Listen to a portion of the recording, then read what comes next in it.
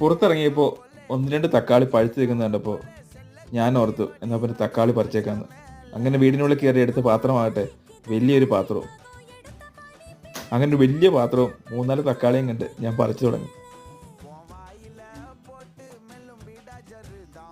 പറിച്ച് വന്നപ്പോഴല്ലേ അറിഞ്ഞത് ശരിക്കും പറിക്കാൻ അത്രയും വലിയൊരു പാത്രം തന്നെ വേണമായിരുന്നു. കൊണ്ടുപോയ വലിയ പാത്രം ഏകദേശം മുക്കാലോളം നിറഞ്ഞു. നല്ലൊരു റിസൾട്ട് തന്നെ ഞങ്ങൾക്ക് ഈ പ്രാവശ്യം തക്കാളിയിൽ നിന്ന് കിട്ടി.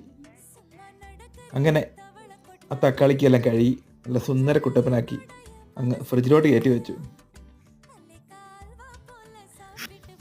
ഇനി അങ്ങോട്ട് കുറച്ച് ദിവസം തക്കാളി ചാറും ഉണ്ടാക്കുന്ന കറികളൊക്കെ തക്കാളിയും ഇട്ട് അങ്ങനെ ഞങ്ങൾ ഈ പ്രാവശ്യത്തെ ഓണം തക്കാളിയോടൊപ്പം ആഘോഷിക്കാമെന്ന് വെച്ചു.